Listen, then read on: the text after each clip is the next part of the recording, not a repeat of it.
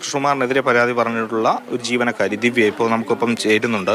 അപ്പോൾ അവർ പറയുന്ന പ്രധാനപ്പെട്ട ഒരു കാര്യം, പണം എടുത്തിട്ടില്ല, ഈ പണം പലപ്പോഴും ഇവരുടെ സ്വന്തം അക്കൗണ്ടിലേക്ക് വാങ്ങിയിട്ടുണ്ട്, എന്നിട്ട് അത് ക്യാഷായിട്ട് എടുത്ത് ദിയയ്ക്ക് നൽകുകയായിരുന്നു എന്നുള്ളതാണ് പറയുന്നത്. പിന്നെ എന്താണ് നിങ്ങൾ പ്രധാനമായും ഈ പ്രശ്നങ്ങളുടെ എല്ലാം തുടക്കം എവിടെ നിന്നാണ്, നിങ്ങളും ദിയയും തമ്മിലുള്ള പ്രശ്നത്തിൽ?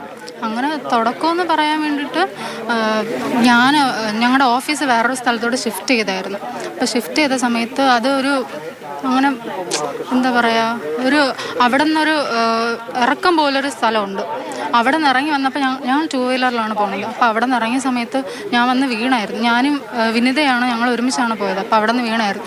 അപ്പോൾ അവിടെ നിന്ന് വീണ സമയത്ത് എൻ്റെ കൈക്ക് കുറച്ച് പരിക്ക് വെച്ച് പിറ്റേന്ന് ഞാൻ ലീവ് എടുക്കായിരുന്നു. എനിക്ക് വരാൻ പറ്റത്തില്ല, ഞാൻ ലീവാണെന്ന് പറഞ്ഞു. അപ്പോൾ അന്ന് വന്നതിന് ശേഷം ദിയ ചേച്ചി അന്ന് വൈകുന്നേരം ആയപ്പം ഇങ്ങനെ ഒരു സന്ധ്യയോട് അടുപ്പിച്ചൊക്കെ ഇങ്ങനെ ഗ്രൂപ്പിൽ മെസ്സേജ് ഒക്കെ ഇട്ടായിരുന്നു. ഇങ്ങനെ ഓഫീസ് ക്ലീൻ അല്ല, അത് നിങ്ങൾ അങ്ങനെ നോക്കണം, ഇങ്ങനെ നോക്കണം എന്നൊക്കെ പറഞ്ഞ് ഒരുപാട് പ്രശ്നങ്ങളൊക്കെ പറയുന്നുണ്ട്. അപ്പോൾ ഞാൻ പുള്ളിക്കാരനെ വിളിച്ച് ചോദിച്ചാൽ എന്ത് പ്രശ്നം എന്താണ് എന്നിങ്ങനെ ചോദിച്ചപ്പോൾ പുള്ളിക്കാരാണ് പറഞ്ഞത്, അത് ഇന്നലെ ഫുഡ് കഴിച്ചതിൻ്റെ ഒരു ചോറെന്തോ, 1 മണി ചോറെന്തോ അവിടെ കിടന്നിരുന്നു, അതെടുത്തിട്ട് ഇങ്ങനെ വഴക്കൊക്കെ പറയുന്നുണ്ടായിരുന്നു. അതെല്ലാം ആ സമയത്ത് മഴയും കാര്യങ്ങളൊക്കെ ഇല്ല. അപ്പോൾ കാലിൽ ചെളി എന്തോ ആയിട്ടുണ്ട് അങ്ങനെയൊക്കെ പറഞ്ഞിട്ട് വഴക്ക് പറഞ്ഞെന്ന് പറഞ്ഞു. അങ്ങനെ അവിടെ വെച്ച് ഇവർ തമ്മിൽ സംസാര ഇഷ്യൂ ആയി. പിന്നെയാണ് വന്നിട്ട് ചോദിച്ചത്, വിനിത ജോലി നിർത്തുന്നു, ഒരാൾ ജോലി നിർത്തുന്നു, നിങ്ങൾക്ക് തുടരാൻ താല്പര്യമുണ്ടോ എന്നൊക്കെ ചോദിച്ചു. അപ്പം ഞാൻ പറഞ്ഞു, ഇത് എപ്പോഴും ഇങ്ങനെയാണല്ലോ. അതായത് നിങ്ങളെ ജോലിയിൽ നിന്ന് പിരിച്ചു വിടാൻ, അല്ലെങ്കിൽ നിങ്ങൾ പിരിച്ചു വിട്ടതല്ല, ഞങ്ങളായിട്ട് മാറിയത് തന്നെയാണ്. അല്ല, നിങ്ങൾ മാറിയതുകൊണ്ടുള്ള വൈരാഗ്യമാണോ ഇതിനെല്ലാം? അതെ. പക്ഷെ അപ്പോഴും അവർ പറയുന്ന ഒരു പ്രധാനപ്പെട്ട കാര്യമുണ്ട്, ഈ പണം എടുത്തു എന്ന് പറയുന്നത് ഏതാണ്ട് 69 ലക്ഷം രൂപ എങ്ങാണ്ട് എടുത്തു എന്ന് പറയുന്നുണ്ട്. അത് നിങ്ങളുടെ അക്കൗണ്ടിലേക്ക് പലപ്പോഴും പൈസ വന്നിട്ടുണ്ടോ?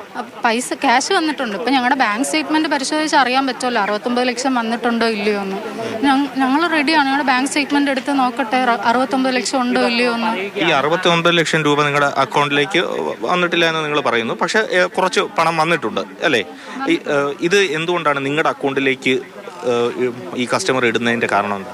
കസ്റ്റമർ ഇടുന്നതിൻ്റെ കാരണം ഞങ്ങളാണ് കാണിച്ചു കൊടുക്കുന്നത്. പക്ഷേ ദിയേശ് ഞങ്ങളുടെ അടുത്ത് പറഞ്ഞിട്ടുള്ളത് ടാക്സ് ഇഷ്യൂ വരും, ഇങ്ങനെ എനിക്ക് ഒരുപാട് പേയ്മെൻറ്റ്സ് വരുമ്പോൾ ടാക്സ് ഇഷ്യൂ വരും. ഓൾറെഡി ഓൺലൈൻ പേയ്മെൻറ്റ്സ് എല്ലാം ചേച്ചിയുടെ അക്കൗണ്ടിലോട്ടാണല്ലോ പോകുന്നത്. അപ്പം ഈ എമൗണ്ടും കൂടെ ആകുമ്പോൾ ടാക്സ് ഇഷ്യൂ വരും.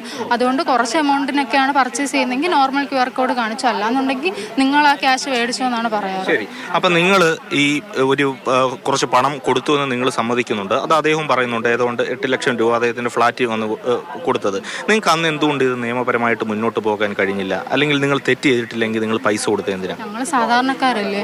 അന്ന് വിളിച്ചിട്ട് തന്നെ ഞങ്ങളുടെ അടുത്ത് പറഞ്ഞത്, നാളെ യൂട്യൂബ് ട്രെൻഡിങ് നമ്പർ വേണം നിങ്ങളായിരിക്കും, നിങ്ങളുടെ എല്ലാവരുടെ ഫീസ് ഞാൻ റിവീൽ ചെയ്യും, നിങ്ങളുടെ ജീവിതം തന്നെ ഞാൻ തോലയ്ക്കും, ഇനി നിങ്ങൾക്ക് ഒരു ജീവിതം പോലും ഉണ്ടാകത്തില്ല, അങ്ങനെയൊക്കെ പറഞ്ഞ് അങ്ങനെയൊക്കെ പറയുമ്പോൾ നിങ്ങൾ വിശ്വസിച്ചോ? നിങ്ങൾക്ക് ഒരുപക്ഷെ പോലീസിലോ മാധ്യമങ്ങൾക്ക് മുന്നിലോ പറഞ്ഞുകൂടായിരുന്നു? സ്റ്റോറി ഇട്ടുകൊണ്ടിരിക്കുകയാണല്ലോ, ഞങ്ങളുടെ പേരും പേഴ്സണൽ നമ്പറും പേരും വെച്ച് ഇങ്ങനെ ഒരുപാട് സ്റ്റോറീസ് ഇട്ടുകൊണ്ടിരിക്കുകയായിരുന്നു.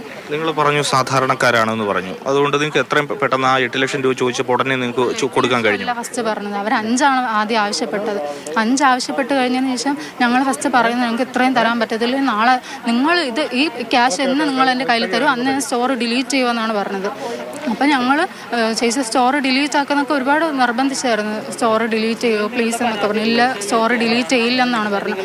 പിന്നെ അതിനുശേഷം ഞങ്ങളുടെ അടുത്ത് പറഞ്ഞത്, നിങ്ങൾ രാവിലെ എൻ്റെ ഫ്ലാറ്റിൽ 5 ലക്ഷം ക്യാഷായിട്ട് വേണമെന്നാണ് പറഞ്ഞത്. അപ്പോൾ ഞങ്ങൾ ആ രാത്രി പോലും ഞങ്ങളുടെ കയ്യിൽ കുറച്ച് ക്യാഷ് ഉണ്ട്, അതെങ്ങനെയെങ്കിലും ഞങ്ങൾ ഗൂഗിൾ പേ ചെയ്ത് തരാൻ ചേച്ചി, തൽക്കാലത്തേക്ക് അതെങ്കിലും ഒന്ന് ഡിലീറ്റ് ചെയ്യുമോ എന്നൊക്കെ ഇങ്ങനെ പറഞ്ഞായിരുന്നു. നിങ്ങൾ ഈ പണം കണ്ടെത്തിയത് എങ്ങനെയാണ്? നിങ്ങളുടെ കയ്യിലുണ്ടായിരുന്ന പൈസയാണോ? പിന്നെ എങ്ങനെയാണ്? ഞങ്ങൾ രാവിലെ പുള്ളിക്കാരുടെ കുറച്ച് സ്വർണവും പിന്നെ എൻ്റെയും വേറെ ആ ചേച്ചിയുടെയും സ്വർണം പണയം വെച്ചിട്ടാണ് ആ ക്യാഷ് കൊണ്ട് കൊടുക്കുന്നത്. അതിൻ്റെയൊക്കെ രേഖകളൊക്കെ ഉണ്ടോ?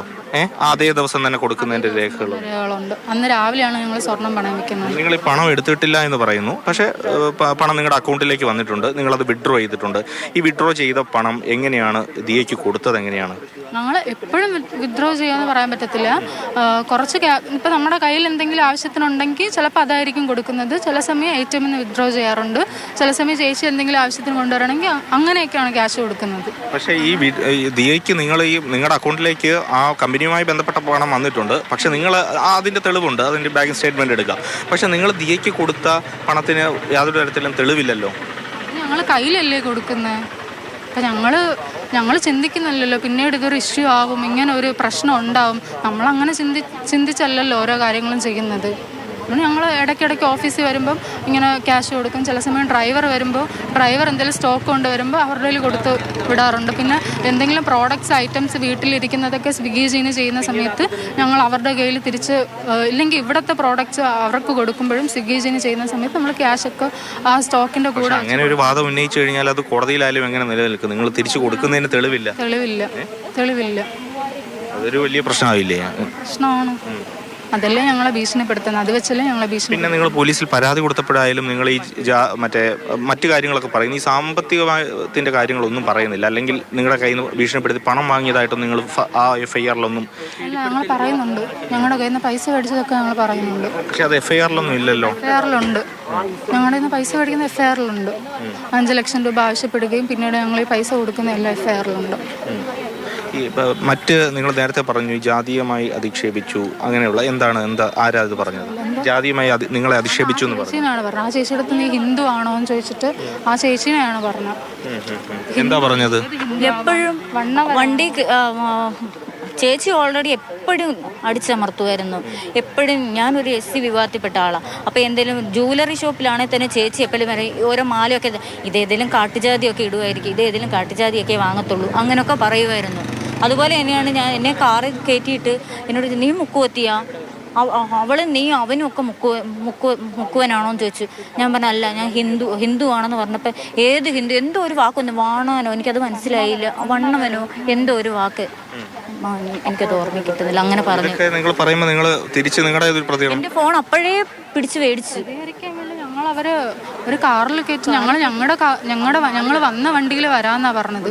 അപ്പം അവർ പറഞ്ഞത് ഇല്ല, നിങ്ങൾ ഞങ്ങളുടെ കൂടെ വന്നാൽ മതി എന്ന് പറഞ്ഞ് അവരാണ് കാറിൽ കയറ്റി ഞങ്ങൾക്ക് അറിയാത്തൊരു സ്ഥലത്ത് ഞങ്ങളെ കൊണ്ടുപോയതാണ്. അന്നേരവും നിങ്ങൾക്ക് പല തരത്തിലുള്ള ഒരു കാര്യങ്ങൾ ചെയ്യാമായിരുന്നല്ലോ. ഒരു പക്ഷേ പോലീസിൽ അറിയിക്കുകയോ അല്ലെങ്കിൽ ഇങ്ങനെ ഭീഷണി വരുമ്പോൾ. ഒരു പോലീസ് എന്ന് പറഞ്ഞല്ലേ ഒരാൾ നിർത്തിയിരിക്കുന്നത്. അപ്പം അതും പോലീസ് എന്ന് അത് എങ്ങനെ എന്തുകൊണ്ട് നിങ്ങൾ വിശ്വസിച്ചു? ഒരു പോലീസാണ് ഒരാൾ എന്ന് വെറുതെ പറഞ്ഞ അങ്ങനെ. ഇത് ഞങ്ങളുടെ ഫ്രണ്ടിൽ വെച്ച് ഞങ്ങളിപ്പോൾ കമ്മീഷണറെ വിളിക്കും, അവരൊക്കെ ഇപ്പോൾ വരും, ഇങ്ങോട്ട് വരും, ചുമ്മാ ഫോൺ എടുത്തിട്ട് കമ്മീഷണർ ഇപ്പോൾ വരും, ഞങ്ങൾ സംസാരിച്ചിട്ടുണ്ട്, അങ്ങനെയൊക്കെ പറയില്ലേ. അപ്പോൾ ഞങ്ങൾ ഓൾറെഡി പോലീസ് വരുമെന്നൊക്കെ പറഞ്ഞ് പിന്നീടാണത് മനസ്സിലാക്കുന്നവർ ഞങ്ങളെ പറ്റിക്കുന്നതാണ്. ഞങ്ങളുടെ അങ്ങനെ പോലീസ് കമ്മീഷണർ ആരും വരുന്നില്ല. പിന്നെ ഞങ്ങൾ പോലീസ് സ്റ്റേഷനിൽ കംപ്ലൈൻറ്റ് കൊടുത്ത് അന്നാണ് ഞങ്ങൾ അറിയുന്നത് ഞങ്ങളുടെ കൂടെ ഉണ്ടായിരുന്ന പോലീസ് അല്ലായിരുന്നു. പണം ആവശ്യപ്പെട്ട സമയത്ത് നിങ്ങൾക്ക് ഇത് മുൻപേ പോലീസിൽ അന്നേരം പണം ആവശ്യപ്പെട്ടു, അന്നേരം നിങ്ങൾക്ക് പോലീസിൽ പരാതി പറയാമായിരുന്നു, അല്ലെങ്കിൽ മറ്റ് സാധ്യതകൾ ഉപയോഗിക്കാമായിരുന്നു. അതെന്തുകൊണ്ട് നിങ്ങൾ ചെയ്തില്ല? പെട്ടെന്ന് ഒരാൾ പണം ആവശ്യപ്പെട്ടാൽ ഉടനെ എടുത്ത് കൊടുക്കുക. ഞങ്ങൾ സാധാരണക്കാരാണ്. ഇപ്പം മീഡിയയിൽ നാളത്തെ ട്രെൻഡിങ് നമ്പർ 1 നിങ്ങളായിരിക്കും, നിങ്ങളുടെ ഫേസ് ഒക്കെ റിവീൽ ചെയ്യും, നിങ്ങൾക്ക് ഇനി നിങ്ങൾക്കൊരു ജീവിതം ഉണ്ടാവില്ല, അങ്ങനെയൊക്കെ പറഞ്ഞ് ഭീഷണിപ്പെടുത്തുമ്പോൾ നമ്മളത് എങ്ങനെയെങ്കിലും ഒതുക്കി തീർക്കാനായിരുന്നു ഫസ്റ്റ് നോക്കിയത്. പിന്നീടാണ് ഓക്കെ ലീഗലി പോകാന്നുള്ള തീരുമാനത്തിലെത്തിയത്. അല്ല, നിങ്ങൾക്ക് ആദ്യമേ അതിനൊരു സാധ്യത ഉണ്ടായിരുന്നല്ലോ. സാധ്യത ഉണ്ടായിരുന്നു. അതാ പറഞ്ഞ് ഞങ്ങൾ ഫേസ് റിവീൽ ചെയ്യും, ഇപ്പം മീഡിയയിലൊക്കെ വരും, പിന്നെ ഞങ്ങളുടെ സ്റ്റോറി ഓരോ പ്രാവശ്യം ഓരോ സെക്കൻഡ് ഇങ്ങനെ സ്റ്റോറി ക്ലീൻ ചെയ്തില്ല, വൃത്തിയായിരുന്നില്ല എന്ന് പറഞ്ഞാണ് ആദ്യം ദിയ വിളിക്കുന്നത്. അവിടെ നിന്നാണ് പ്രശ്നം തുടങ്ങുന്നതെന്നാണ് പറയുന്നത്. ഒരു ചെറിയ സ്ഥാപനമാണത്. അവിടെ അങ്ങനെ ഒരു പരാതി ദിയ പറയുമ്പോഴേക്കും ജോലി ഉപേക്ഷിക്കാൻ വേണ്ടി തീരുമാനിക്കുന്നത് എന്തുകൊണ്ടാണ്? ഹസ്ബൻഡിനെ അപ്പോഴാണ് പറഞ്ഞു വിടുന്നത്. ഹസ്ബൻഡിന്റെ ലൊക്കേഷൻ അറിയില്ല, ഞങ്ങൾ എവിടെയാണ്. ഇത് അക്ഷയ നേരത്തെ അവർ സൂചിപ്പിച്ചതുപോലെ തന്നെ ഇത് പലപ്പോഴായി ഇത്തരത്തിലുള്ള അധിക്ഷേപങ്ങൾ, ജാതീയമായിട്ടുള്ള അധിക്ഷേപങ്ങൾ, അതോടൊപ്പം തന്നെ പലതരത്തിലുള്ള പ്രശ്നങ്ങൾ ഉണ്ടായിരുന്നു. അതോടൊപ്പം ഇങ്ങനെ അടിക്കടി ഇങ്ങനെയുള്ള പ്രശ്നങ്ങൾ ഉണ്ടായതോടുകൂടിയാണ് അവർ ജോലി ഉപേക്ഷിക്കുന്നതിന് വേണ്ടി തയ്യാറായത്. അപ്പോൾ അതാണ് പെട്ടെന്നുണ്ടായ ഒരു പ്രശ്നത്തിന് കാരണം. പക്ഷേ ഏതായാലും ഈ കേസുമായി ബന്ധപ്പെട്ട് ഇപ്പോഴും പലതരത്തിലുള്ള അവ്യക്തതകൾ ഏതായാലും നിലനിൽക്കുന്നുണ്ട്. പ്രത്യേകിച്ചും ഈ പണം അവരുടെ അക്കൗണ്ടിലേക്ക് വന്നതിന് ബാങ്ക് സ്റ്റേറ്റ്മെന്റ് ഉണ്ട്. അത് നേരത്തെ കൃഷ്ണകുമാർ തന്നെ നൽകിയതാണ്. പക്ഷേ ഇവർ ഈ പണം തിരികെ ദിയയ്ക്ക് നൽകിയതിന് ഒരു കൃത്യമായ തെളിവ് ഇവരുടെ കയ്യില്ല. അത് ക്യാഷായിട്ട് അവർ നൽകിയതാണ് എന്നുള്ളതാണ് പറയുന്നത്. പക്ഷേ അതിന് കൃത്യമായൊരു തെളിവ് ഇവർക്കും ഇപ്പോൾ നൽകാനില്ല. ഏതായാലും ഇനി കൂടുതൽ അന്വേഷണത്തിൽ, പോലീസിന്റെ അന്വേഷണത്തിൽ മാത്രമേ ആ കാര്യങ്ങളെല്ലാം തന്നെ ഇനി പുറത്ത് വരികയുള്ളൂ.